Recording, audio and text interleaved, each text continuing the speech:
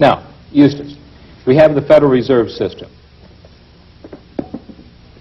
Does the Federal Reserve System itself, I happen to think that I've been patriotic most of my life, but the more that I see about this government, I'm not talking about the country because I love my country, but the government to me seems more and more diabolical, and I've seen my friends in business, good quality, hard-working, middle businessmen that are not in business anymore, and something has to be, I mean, there was some reason that they're not in business. It seems to me the giant corporations now own the majority of the wealth of the country.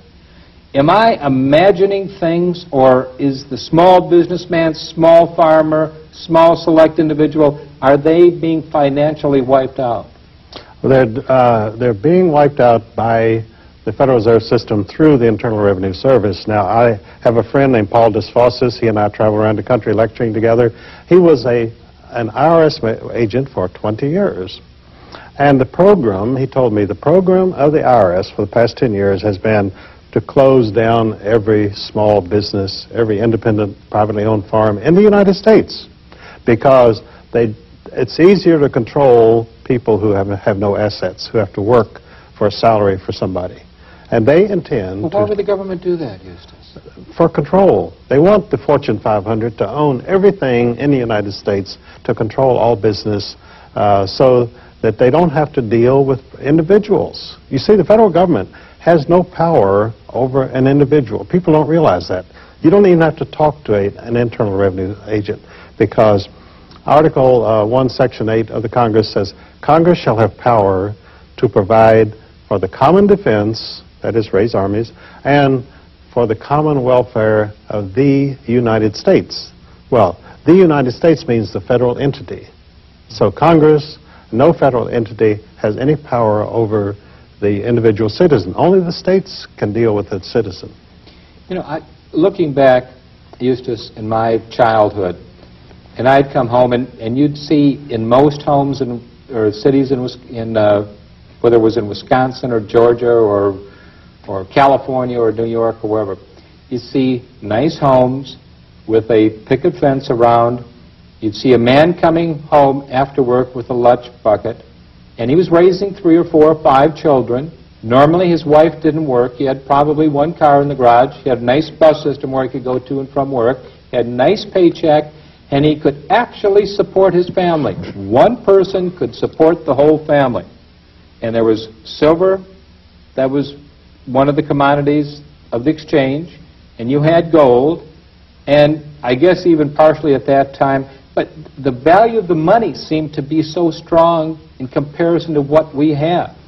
Now, we've gone from this situation, Eustace, where a man could stand up and feed his family and be proud, to today. We have sometimes 2 and 3 and 4 people working in a family just to support the same lifestyle that my father produced for our family 40 years ago. Now, has the Federal Reserve, does it have anything to do with this change in lifestyle, or the way we have to work so hard just to make ends meet today? Oh, this has been a deliberately engineered program whereby the wife has to go out and earn a living. She cannot stay home and raise the children. They want the state to control the children. In fact, Hillary Clinton is in the White House today to absolutely ensure that the parents will no longer have any say-so on the life of an American child. They are to become wards of the state. They're to be totally controlled by the state. In other words, after a man and a wife has a child, they no longer will have any authority over that child. The state will have total authority. Well, that's, of course, the most bizarre thing that I have ever heard in my life. But let's take it one step further. Now, we know there's a Federal Reserve System. We know also that it's privately owned. The stock is privately owned. You and I could never purchase that stock. Nobody in America except this little elitist core. They make billions of dollars, and the majority of the American middle class is suffering from it. We owe over $4 trillion in debt, huge budgets. The government doesn't seem to respond because they're paid off. Would you say that they're paid off one way or another, most of these congressmen and senators? They're all paid off. Well, who did Bill Clinton bring to Washington as his new staff. He got the top insiders, the top lobbyists, the top lawyers in Washington. These are people who are accustomed to earning $500,000 a year. People like that are easy to control because they want to go on earning $500,000 a year, $10,000 a week. And when you pay people that kind of money, you own them. They're never going to object. I don't care. If you tell them, go down there to Texas and murder a bunch of children in a little church, they'll do it. Now, Eustace, what if we could change this system? What if we took the Federal Reserve and we went back to where our government, with good, solid congressmen, non-lawyers, were running our republic?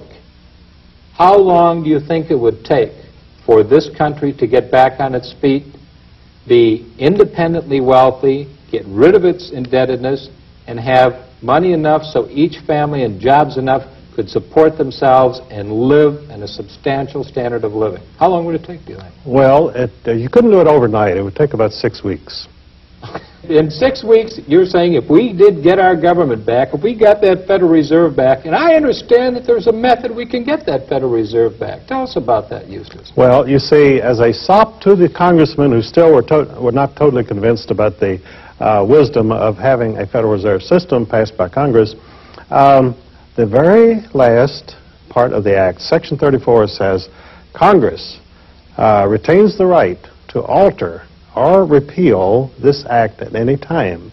Now, all that means is, that language means that tomorrow Congress can meet and say, well, let's buy back the Federal Reserve stock, $144 million, which, by the way, if they appropriated the $144 million to buy back the stock of the Federal Reserve, they would wipe out a $4 trillion debt. That'd be quite a bargain, wouldn't it? I would think that would be about the bargain of every century that I know of since time began. And we need a bargain. But that's how simple it is. You see, regardless of all the damage that has been done by these people, by their insidious plotting, by their paranoid conspiracies, that can be corrected. The American people are still sound. I have total faith in the people of this country. I think they really just need to know the truth, Eustace, and from that truth, I believe that if they knew the truth, that they'd make the correct decisions, don't you think? Well, why do you think the Federal Reserve bankers control the major television networks? Because they only want their propaganda to go out to the people. They realize that 3 days on television could inform all the American people of everything that's gone on. Now, Eustace, you and I have been talking briefly here now. In the next couple, 3 minutes, tell us just a thumbnail sketch of what we've learned about the Federal Reserve System. Well, we learned it's a criminal syndicate. See, the American people know the mafia is a criminal syndicate, but the mafia is not doing the damage to the American people that the Federal Reserve is. So, therefore, we go after this criminal syndicate, we put them out of business, and what we do is we liberate the people. It would be a new revolution.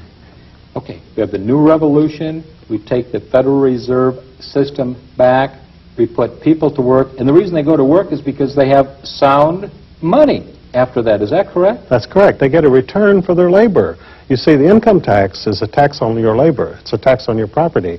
It is not a tax on income. There is no such thing as income. What you have is the product of your labor, and that's what they're stealing from you. I really think, Eustace, that we could have such tremendous building and construction across this country. If there was a sound money system, people would be building homes, they would be building their vacation areas, they would be at work. And to me, the biggest thing that this system, the Federal Reserve System, has taken from us as a country and as a family and as a group, and that is the hope for the future. Because today there doesn't seem to be much hope. In other words, you have health problems for the country, you have all crime, you have rampant, everything I think, though, can be related, whether it's the drugs or the S&Ls. I think those things can all be related to the Federal Reserve. Do you think that? Oh, I certainly do. And the adult middle class is totally convinced there is no hope today, but the young people have not quite realized it yet, and that's why the young people are our hope, because they have no idea how grim things really are.